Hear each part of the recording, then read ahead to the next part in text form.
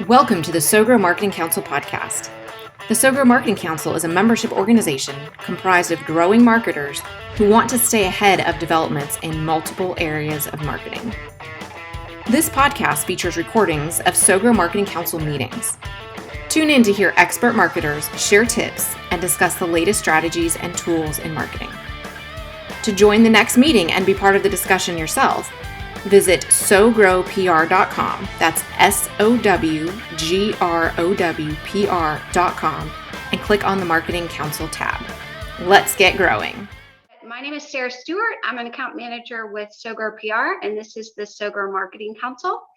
The SoGrow Marketing Council is a membership organization for executive level marketers. The purpose of the organization is to keep marketers ahead of the curve when it comes to the latest strategies and tools in multiple areas of marketing, and provide networking and business development opportunities for all of us, which is very important. So how the meeting works, we each share a 4-minute tip. I'll keep a timer and let people know. Definitely say your name and the company that you work for and your role and stuff like that. People will share their 4-minute tip, and then we'll have a minute afterwards for comments or questions. Since we have sort of a small group today, Stephanie's not here, etc., you can probably go a little bit longer, or we can go a little bit longer with questions, or we can wrap up early and respect everyone's time. So today probably will go, I can go first if you guys want. I know Justin had a tip, Yana has a tip. Tuab, do you have a tip today? I didn't have a tip for this time, but next time. That's fine. You're welcome to just watch. Josh, do you have a tip? Not today. Not today. Howard, do you have a tip? You can share anything. No, that's fine. That's fine. Okay, cool. All right, so I've got a slideshow, so I can take up lots of time.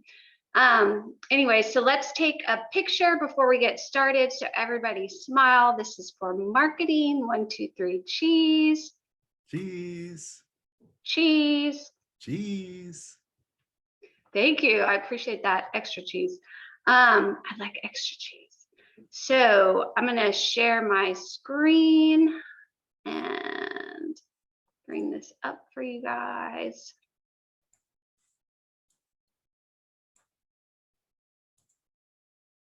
Share this one. All right, so my name is Sarah Stewart. I'm an account manager with SoGrow PR. And I'm also our social media expert. So I want to make this in the, how do I expand this? So today I'm going to be talking about leveraging content performance indicators for future success. So we do a lot of, content marketing and things like that for our customers. I want to make this, how do I make this like all the way big? At the You have bottom. a Knight Rider picture in your slides? There we go. Perfect. Yes. Thank you so much. Thank you so much. So we do a lot of content marketing. I do a lot of content calendars and content planning for our clients. And it's really important to also, not just do that content marketing, but always look back quarterly at what's working and what's not working. I like to look back at our content for 3 month, 6 month, and 12-month intervals. I like with social media to sort of give a little bit of space so I can see some of the trends and things like that, and what's performing well on social channels, because if you bunch it up too quickly, sometimes you don't see the cycles of what's going on. So those are when you're examining your content, I like to look at impressions and click-through rates. So impressions is how many times your content shows up, on someone's screen, not necessarily they're engaging with your content. It can even be 50% of the screen. So, just knowing that you've got those eyeballs, that type of thing for whatever content that you posted. The click-through rate, however, is more about the engagement. So that's, I got reactions, I got shares, I got those type of things. And the difference is, like, this is LinkedIn, and we do a lot of LinkedIn marketing and things like that. You can bring it up under updates is where we look. and you've got the impression curve. But I want to show you this one. So you can see the impressions, but then the click-through rate will give you the percentage. And typically the higher that is, the more people were engaging with that content. So it's good to look at both things, because it got that many followers, it got that far. But if it got followers, but it had a really low engagement rate, or if it had views but a low engagement rate, that wasn't such a great post. Then the next thing I like to do is pull up, pull up the top 5 for impressions, look at that content, what is it, what performed well, and then pull up the top 5 for click-through rates. Is there anything different about those, and again, what performed well? Then look at the bottom 5 posts and examine, what did the worst. And then the winners and losers will surprise you. So this is a company that we've been doing social media marketing for. And this post is like their highest performing post of all time. And it's just this, some picture that someone took of this worker there doing like a Bernie Sanders thing, but it's funny. And it's literally like, it's the best performing over like a 1.5 year period. So you need to watch that. Here's another high engagement post. It's a Halloween picture with all the employees. Did really well, got great engagement, great clicks, all that type of stuff. People love to see, when you're posting for B2B, sometimes businesses can be so focused on being thought leaders and looking so important and putting their shiny brand materials out there, they're forgetting their audience is also their employees, and that they need to, and that even potential customers want to see a happy company, a cool place to work. So you need to consider that audience and highlight those people. Keep going. Here's another one that they posted that performed really well. Animals always do well on social media. It's just, put a picture of a dog, cats, etc., whatever. Those perform well. Here at a trade show, they have, this company does, reflective gear for construction workers and safety workers. And they had this cute dog that came by and had on a bunch of gear. And this dog, actually, it was a double bonus. The dog is an influencer with his own following. So they also had some hits and extra impressions because the dog has his own Instagram page. Of course he does. Of course he does. So low engagement. Here's some, they had like new branding, nice and shiny, but it looks like an ad. This was one of the lowest engaging posts. It looks like, oh, we've got stocks and sizes. People, when they're looking at social media, they're watching social media at night while they're watching TV, and they're flipping through and scrolling, and like they'll see something like that and they're just like, next. Not very interesting. Here's another low engagement. Looks like website copy, text heavy, very serious. It's important to be serious when it's, when it fits with a serious situation. And there's certainly companies, banks, this company standards is very important, but like this is just text heavy and then a branded photo. It didn't do very well. So what next? Review your content quarterly, adjust your content based on performance, look at those posts that are the highest performing, and try to be personable. Really think with those posts that you're putting out there. People are thinking of your post as a person. They want to see something that they can connect with. This is an influencer who got some products with one of our clients, and she was always talking. She would go to the factory.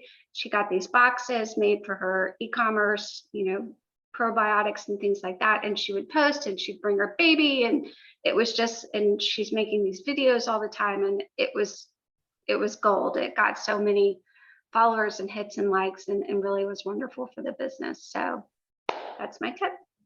Do you guys have any questions?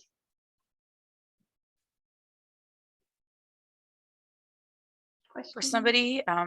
For somebody who might not have like a team or a lot of knowledge because they're doing everything themselves, what do you suggest they do when it's time to review? What do they look like? So looking at impressions and the statistics is great, but then what?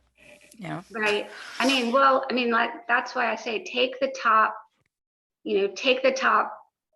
5 or the top, performing posts that you can look at and see, what about these posts is resonating with people. Is it, sometimes I think too, we want everything to be so perfect, and people often identify more with the posts that are personal, something, about it seems off the cuff. And I know it's hard to plan that all the time. But, think of ways that you can do it. Come up with, maybe like, what are some of, Yana, tell me an example of what you're struggling with exactly. Oh, so like, for example, sometimes customers have an issue with, being told that certain things don't work. And then they look at us and like, well, this is what our business is about. This is what we're used to. Like we can change the tone, but how do you change the way you sell something if you're not selling it? So sometimes it's just like ingrained in their business, and no, it's not necessarily my job to tell them. So sometimes I give them something based on logic, but doesn't necessarily mean it's going to help their business grow. You're absolutely right, and that's the biggest. It's like sometimes I'm banging my head, and I'm even like giving the reports and trying to, going back and forth between giving them the hard truth and the soft truth that they want to hear, that, oh, this is all great, everything that you want to do or that you've been doing the whole time is great. Think of campaigns or things that you can fit in there that are more personable. Like let me give you an example. We have a customer that is a meat packaging company. They do European meats and things like that, and a lot of their content looked like an ad, just pictures of food, pictures of products. So we came up with an idea to do a meat lover contest with their customers and have the customers submit photos of their favorite grilled meats. And then we could feature the different photos and even feature like most adventurous grill, most adventurous dish. But and for the client, that was like a structured way to say, we're still going to do this branded, but we're going to take it in a direction that gets more user generated content and more lively. So like, I think thinking of stories that you can tell, Justin could talk forever about this too. Like stories that you can tell and maybe sell those stories to your customer and get them on board. Another one is like even just employee of the month, that Bernie Sanders, and most companies will get on board with that. And the employee sends in the photo, try to like not brand up the photo too much, or I've found like typically the photos that I post on social media, if they're overproduced, they don't do as well as the ones that look more just like this one, like this lady, where it's just more off the cuff. And It's not a great photo, but it's real and it shows emotion. And sometimes it's hard for us marketers to keep our hands off of it. Like I looked at the photo, I want to frame her differently, but it's real and it looks spontaneous, right? I think that's what is the appeal to that. I think sometimes we just got to leave our grubby hands off of things. Hard. Yeah. Yep, exactly. Yep. So that's my tip. Any other questions? All right, Yana, Tori, you want to go next? And then Justin, sure. and then we'll wrap it up. That's good. Okay, so today I wanted to talk about the evolution of spam filters. I keep telling everybody what they can and can't do, and let's talk about how things work, or how they've become, and they've come to be. So back way when I was a baby and I wasn't using email, it was the Wild West. People used to, grab as many IPs, as many emails as they could, and send out their blasts, and just, hope it landed somewhere and somebody interacted with it. And it used to work. People were very excited about it, and then we got very annoyed about it very, very quickly. Back then, people used to take care of their own infrastructure. So if, if you had a business and you needed to protect yourself, you would come up with certain rules that would stop certain various actors. And usually it was after they had done something. And sorry for my dollar store version of Janis Joplin voice. The weather doesn't like me here. I apparently need more humidity in the air. So what would happen is the mailbox providers would try to intervene. Usually it would be after something happened. So somebody would spam from a particular place, and then we would just block that place. And that was it. Then we realized that we needed something that was maybe more community-based and that everybody needed to take care of and, help each other grow it. So then the mailbox providers started allowing certain businesses to be whitelisted, meaning any traffic coming from XYZ could come in because we trusted them, and also started looking at keywords. We found that people were copying each other's like spammy, phishing, spoofing kind of, phishing, spoofing. They were copying other people's brands. They were trying to oversell, think all those like beautiful emails we used to, forward to each other, and people were like, don't do that. There's like stuff in the email. Don't open the email. Don't download the things. So content filtering was really good, but that really hurt people in certain businesses, like certain medicinal properties of certain stuff is not fine when it's a scammer. But if a pharmacy or pharmaceutical company is sending it, then it's totally fine. Why are we blocking through content? And of course, a lot of block lists came to be. So these are like independent organizations outside the mailbox providers, outside the businesses that are just receiving a bunch of email and trying to learn and grow to make better decisions. So this is where the IP reputation came in. So we wanted to see, tools came to be. People weren't using their own infrastructure to send one-to-one. People started sharing infrastructure. So you think, the MailChimps and the Constant Contacts of the world, they had a bunch of IPs that multiple customers could send from. So then what do? Then it becomes more complicated again. So now we're starting to look at spam complaints. Not that we didn't before, but we're starting to make decisions based on them. So we had the bounces, you're sending emails to people who don't exist. We should probably penalize you if you keep doing that. People are complaining about your emails. You should get penalized. It was very black and white, let's say.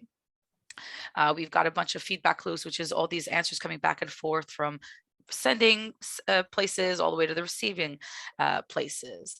And they started automating a lot of these decisions. If you have too many spam complaints, block for XYZ amount of time.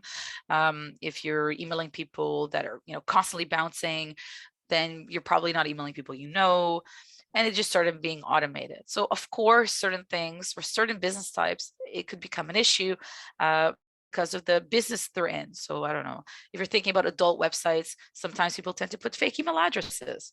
Is it really their fault that they send a welcome email, or I don't know if they send a welcome email, they send emails and they bounce a couple of times, especially where the tools don't automate, after 4 bounces, stop emailing them. That was still not a thing so much. So people are getting penalized for good reasons, and some people getting penalized just because that's how their business model worked. So then they started, they're like, screw this. We need more information. People are complaining. Things are going too fast. The amount of emails being sent out in a day is like growing way, way, way too fast. And we decided, and that's what I call it, the Equifax of email. We're starting to put reputation. We care about the sender. The IPs are great because, MailChimp and Constant Contact are taking care of them, but who's really creating the issue? It's not them, it's the senders. Which, side note, if you keep moving email marketing service providers because things don't work well, it's probably you the problem, not the sending tool. They have an army of people like me that work there. They know what they're doing. They know everybody. They can literally call Google and say, we're good. So if you move around and things are good at the beginning and then they go down again, you need to change something on your end. So back to the real story.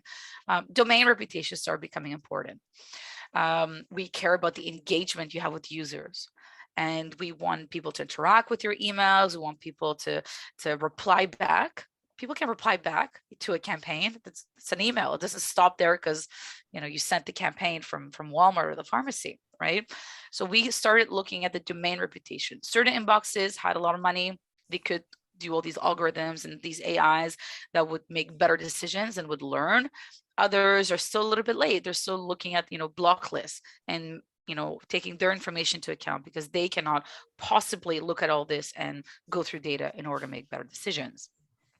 Also, there's a little bit like a spice for every little inbox. Some people care for more things like content and engagement. Others might care about content engagement on an IP level instead of a domain level. So there's a little bit of spice here and there, but the logical overall way is that your domain reputation is going to be affected if people don't resonate with your message, they complain, they don't open, the amount of people reduces, which is why buying a list can hurt you very quickly lately. You have if you're emailing 500 new people a day, at the end of the week, the percentage of people who engage with you is tiny because you've emailed so many new people that don't care about you. And the inboxes are catching you when they do this. This is like, the amount of, we all keep talking about how data is like a really, really good industry to be in. It's like $1 trillion industry. This affects us as senders. And now the issue is that the spam filters have the capacity to update their spam filters rather quickly. So there are things that, and I love the sentence, we always did this. We've done this for 15 years. That's a problem into my ears. Spam filters are updated like a bazillion times in between. What makes you think you don't have to change the way you're doing marketing to follow those trends? And there are security trends. We always forget that we hate receiving 45 emails from Walmart or Target because I bought a baby shower gift and now I'm getting diapers in my inbox. I'm like, I don't have a child. One gift is not enough to change the whole algorithm and shoot me 35 emails about your diapers that are on special. And then we go to work and then we're all like, how can I make more money? Let's send more emails. We really need to take those two emotions and like squish them together and use the logic that we have when it comes to social media. We know that if you post a picture and people don't engage with it, it's going to be shown less on the feeds of people that are actually following you, to the point that if that continues, even the people who and follow you might not see those pictures anymore. And if you're really good at social media and you're posting good pictures, not only will you be going to your circle of followers, you might go outside of that and get some new people as well. Now with email, unfortunately, you don't get the more people as well, but the more people as well will be translated as in when new people subscribe. Let's say Google, for example, Google will compare them. Is it, do they interact in their inbox like Yanatori? Or do they interact like Yanatori's father, who might not know that much about security and subscribes to things that are not always legitimate? So I might not get an email, even though I just subscribed, because my inbox is going to try to guess what I'm going to do with those emails. And this is a losing battle. You don't want to like lick your finger and try to figure out what direction the wind is blowing. You want to have all the control. You don't want Google deciding for you where those emails are going to land. And I'm not talking inbox promotions or updates. I'm talking inbox, spam, or nowhere. Unfortunately, the security of, I like to call it the negative, annoying security protocol. We want to reduce the amount of friction. We want to reduce the amount of volume people are getting. I mean, all these emails have to be stored somewhere. It is a lot easier to say, Yanatori is never going to care about this. The easy stuff, like my father lives in the States. I sometimes go to stores and then I go back home. And when you guys have elections, I get all these emails about elections. And I'm like, I don't vote. I don't work here. I obviously didn't give my email to some, where are you getting this information? So I know how the email world works. So I just prefer to unsubscribe. But a lot of people are going to report it as spam. And that's a huge red flag. You have a computer deciding for you, or a human telling the spam filter, I don't like these emails. Certain red flags are stronger than others. And now Google and Hotmail and Yahoo, everybody, the Verizon family, they're trying to figure out what the perfect middle ground is. And you're going to see it's going to hurt. Like the, how do you call it? The accountants right now, it's tax season. They tend to buy a lot of lists, which proves that they don't know their customers, because of the way the customers interact with those emails in their inbox. And now this year, the big scam of the year in the United States is PPP loans, the payroll protection program or plan. And of course, the accountants are sending emails talking about it. They have so many red flags, though, that one extra, which is talking about the PPP loans, is making their emails land in spam. tax season is definitely not the season to get the accountant's emails in your spam folder. So it is quite interesting to have conversations with customers who are not able to inbox correctly anymore, but still holding down the I've been doing this for so long. So it's really important. We need to like change hats, use your consumer hat and say, do I like this email? Then probably my customers won't if they don't. And then just be real. The world is changing, technology is changing. We also need to change the way we're doing things, and sending that regular email once a week doesn't work anymore. It's fun times for me. even once a week, is that too much if it's not good? It depends on your audience. That's the thing. Ah. Google and the spam filters have become smart enough that instead of just looking at these, she pays her bills on times, everything's fine, we should give her $1 million house. Now they're like, well, the economy is not doing that well, she might be paying her bills on time, but is that enough? What if something, they're trying to be more complicated and make better decisions. So it's really, really, really, it's fun. It's less fun for the marketers. Actually, I think they're the ones that have the biggest issues, because they have their bosses that used to have their positions, and the bosses might be pushing for a specific type of way of doing things. And they're like, we don't do this, on top of the ideas that every generation comes up with. So they're the ones having a hard time. And instead of blaming the fact that their sending practices might not be that great, they're blaming the marketing. Oh, your subject line wasn't good. Because all the marketing in the world is not going to save you if people don't get the message. It's very obvious to me, but people have this innate belief that if you send an email, people are going to get it. I'm a legitimate business. Why would Google not love me anymore? Like, what did I do? It's what you didn't do. You didn't reduce your volume. You didn't target people correctly. You're sending the same message to everybody. You're buying lists. My favorite exercise to do is imagine all email people just disappeared off the planet, alien invasion, and you guys were in charge of creating your spam filters. What rules would you come up with? Usually when we do this exercise, businesses come up with the rules that would block their own emails. Like, well, if there's 2 companies across the world that have the exact same list, they probably bought it. You buy lists, why?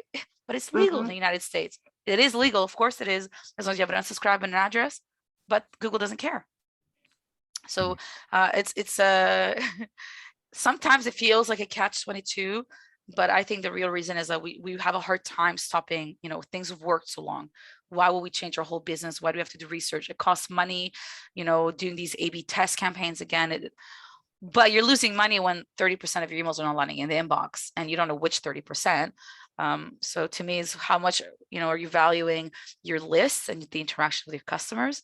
So maybe, switch that over to research and understanding your customers. I don't really see an issue trying to understand our customers through social media, which is literally somebody else deciding where the picture is going to be shown and to whom. Of course, we know how it works a little bit and we can kind of manipulate it. But with email, if you have good deliverability, you have 100% of the control. Who gets the message at what time and what the message is. With social media, you put a picture and you just like pray the God algorithms are going to come and save you. With email, you have control who you're talking to. So it's up to you. But I am annoying. I know that I can be very annoying when I come in, like my emails aren't inboxing and it's like, you have to do this and this and that's like, well, we never had to do that. So it's like a circle conversation. I can see the conversation coming. Yana, Tori, is 30% about the average of how many emails are not delivered?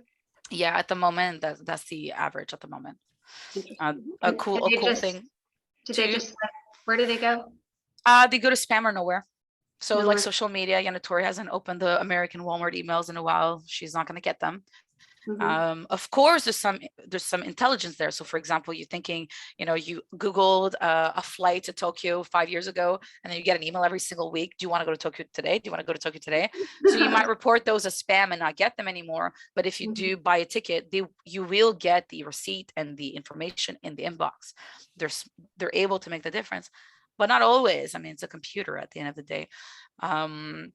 So it's really, really important. The worst thing you can do is get people to click on spam. And the other thing is to send to spam traps, to emails that are purposely done in order to catch you sending emails to people who have not subscribed. And it affects you even if countries where the laws aren't that strict. And I mean, California is strict, New York is coming up. I don't think anybody in the United States can make the difference between like a Californian at gmail.com and a New York one or an Illinois one. So it's better not to buy lists and to figure out now before you really have an issue how you can go on the organic route. Maybe email might not be your first touch point anymore. LinkedIn would be, or so. I mean, also LinkedIn is kind of spammy. I don't know what you guys get in your inboxes on LinkedIn, but I get a lot of stuff. But that's the thing. Now is the time to start switching, because you're going to be very, very disappointed when one day none of your emails land in the inbox at all. So now is the time for the email evolution within your company. Does anyone have any questions for Tori? Any other questions? No more of a comment or discussion point, but a few years ago, we would talk to people about that were building big followings on social media or YouTube subscribers, and we would say that's rented ground. At any point, that platform could yank those people from you. Always be converting those people into emails. Right. So, and I know you're not arguing against having your own, you should always have your own email database of organic opt-in emails, but anywhere you've got them in on digital, you're trying to move those people to a conversion to an email lead at some point. Of course. So you have to. Now, that also doesn't protect you, right? Because if they unsubscribe or they block or even report you as spam, which some clients do unknowingly, it happens. But I think that your safest spot is still email. Yes. Because it's got that great ROI. But you're right. They're just going to make it hard. I mean, the new Apple laws, the GDPR coming over here, they're just going to make it harder and harder for us to use email. It's up to us to change the way we market through email. We can't do those weekly emails where we, add a blog post, like read our newest blog post. If people don't care about it, you're wasting volume. You want to have high engagement. And 30% open rates. I mean, even was it Verizon that said in 2017, 60% of those are fake. So your 30% is not 30, it's 10. So you're already at 10. And now Apple and Google and Yahoo, they've been blowing up those open rates because spam filters can check, especially if you have a high phone base, people opening, that's where the spam filters will open. It's horrible. So send people the message they want, and don't send it to everyone. Just send these people what they want and these people what they want. That's the problem. It's a lot of work. A lot of work. It is a lot of work. Yeah, we've got a roofing client, and he doesn't have a huge database, but we talked about segmenting. So he's got insurance brokers versus residential, but also then commercial, and it again, these aren't huge lists, but if you want your open rate to go up, you send the right message to the right person, right? Exactly. And so it takes more work, more billing, but you're sending these little lists, and you can say, look, your engagement is much higher for that. And click-throughs, so then ergo click-throughs generally follow that. But that's, as marketers, you're right, Tori, that's what we bring to them and say, this is going to be annoying, but we think this is going to work better now. Yeah, and there's so many tools that can automate it. Like Kickmail has a free automation tool, like from the beginning on the free account. If you want to have all these lists and tag them and do all these like magical things, you can automate it. Finding the right tools sometimes help. And people forget that the emails don't have to scroll 25 times. I mean, how many times have you scrolled and read a whole email? We just pan. So if you have 5 messages, that gives you 5 emails to write. Like, don't put it all in an email. If you don't have, especially if you don't have the time. That's what I like to tell people, because most people have a really long email. 1 call to action per email. 1 is enough. It gives more chances people receive them, or you can send 5 different emails to 5 groups of people. I think it's segmentation is key, and the spam filters know it. They can tell who are all the contacts that you've ever contacted using Gmail. They know, and they're like, oh, this time is these people. Oh, this time is these people. Oh, these people. They're pretty quick, pretty fast, and they've got millions, if not trillions of dollars invested into them over the last 15, 20 years. I mean, they make mistakes too, so why give them any opportunity to make a bigger one under our name? Yeah, indeed. All right, Justin, you ready for your tip? Sure. Yeah. I'm gonna share. I got a presentation. Awesome. I think you have to disable the sharing. or enable it. You should be able to. It says host disabled participant screen sharing. All right, I'll make you the co-host. Try that.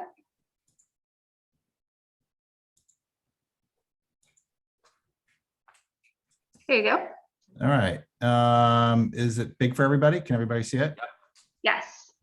So last month, I talked a lot about advanced copywriting and business communication. So thought I'd talk about product launches today. So 7 tips for marketing your next product launch.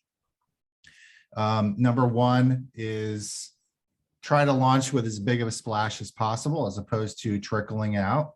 So in the product world, you have waterfall and iterative approaches in marketing. Having a bigger approach will often give you a much bigger splash. And sometimes that may be difficult with the amount of time it takes to develop some marketing content like video, but it's worth it to figure out how the timing of everything so that you can try to launch something within a week time span. I've seen the ROI differences, and it's pretty telling. Here's one. Ownership is everything. So on a team, try to assign black dot owners to particular topic areas, like one person will own content, another person will potentially own ads or customer communications or PR. And they're not necessarily doing the work. They may be working with an agency or freelancers or other people doing the work, but they're in charge of it. And they're the ones reporting on the ROI or reporting on the strategies behind that. It's good to have, for everybody to have ownership of their area. Otherwise, you never know who to assign kudos and blame to, and things often don't improve. You've heard me talk about this before, but positioning always comes first. Make sure that you have a solid positioning and messaging strategy for your product launch. How is it different? What does it do? How is your message going to resonate? What's your ICP, your customer profile, et cetera? All this should always come first, and all of your social media, your copy, your everything else should be springing from this. And I do this every time I launch a feature or a product, and it helps immensely. It saves time and it ensures consistency of all of your communications. I mentioned this a little bit, but make sure you bake in that time. Product delays will always happen. It will 99% of the time, something will be late, and that includes the marketing. So make sure that as your product team is working on a product, whether it's a tech company or something else, make sure that you have the most accurate visual assets so that you can build videos and social media posts and other things. And make sure that, again, that you're baking in that extra time, because you don't necessarily have to have your marketing launch the day the product itself launches. And sometimes you don't, because they may be bugs or something that the team will want to fix. So it's okay to launch your marketing a little bit later. Here's a big one. Simplify. So don't have 20 goals. Make sure you really force yourself to have one goal. What is the goal? To have, whatever that is, make sure that you're wrapping all of your marketing strategies and tactics around that goal. And if you're finding extra things, then maybe you need to focus a little bit more. Shotgunning is going to provide much less ROI than focus will. And this is a tough thing for all of us to do, because we all want to check the boxes, but checking the boxes doesn't always deliver ROI. Focus does. Here's one. Communicate to other people on your team. And as we're all marketers here, and we all run into this, that everybody thinks they know our job, and everybody thinks they know what we do, because we can all send an email, we can all take a picture, we can all write a headline. But in reality, most people do not know what marketers do on a day in, day out basis. So communicating that marketing is a strategic vehicle will help people feel better about the marketing, and it will ultimately, potentially, hopefully, lead to bigger budgets down the line. So part of your job as a marketer is to communicate to other folks on your agency or your company. I'm really, really big on this. And then finally, when the product is launched and all of your great marketing has come out, do a retro. So look at what went well, what you did good, what you did bad, what you would do differently. And you'll be really, really surprised if you've never done one of these, how useful they are as a tool. And just be honest, like, you're going to have mistakes. You're going to do things that you wish you did differently, or things you didn't do that you wish you had done. It's inevitable. So write those down and have a shared document somewhere about a retro from every product launch. And that's what I got. Thank you, Justin. That was awesome. Yeah, it's always good. Does anyone have any questions? I have a comment. I love the simplicity part and the focus part. I think both of those are so critical because there's so many things that we can focus on. I mean, we do not have a lack of options in terms of reaching people today. Mhm. So it's so important that we, like, to get things done and do it well, you have to target, your audience, target what you're doing, target your message, and stay on task and keep it simple. Like, there's so many idea people in marketing. I find that people will throw stuff and, oh, let's do this. Oh, let's do this. Well, we're not even doing the other thing that we said before that we were going to do well, let's figure this thing out first before we. I think it's so much. Yeah, absolutely. I think it's so much better to do, 2 or 3 things really, really well than do 6 things mediocre. In this day and age of information overload, that focus is so crucial, and it's hard. It's like not overproducing a picture, right? It is a discipline to cut out the chaff and focus, for sure. Yep. Yep. Justin, on slide 3, assign black dot owners. What does that mean? So on a marketing team, or for example, and this can apply to the agency world as well, but on a marketing team, you're going to have a lot of different areas of a product launch. So you're going to have, you're going to have an ad strategy, right? You're going to have customer communications, or you may even break it down by channel, email, for example, right? However you break out your marketing strategies and tactics here, make sure that you have individuals who own, let's just say content. Let's say you have an individual who owns all content. He or she may not necessarily be writing or producing the content. They may be managing an agency. They may be doing whatever, but that person is in charge of the strategy, right, the execution, and the reporting of that. Otherwise, if you have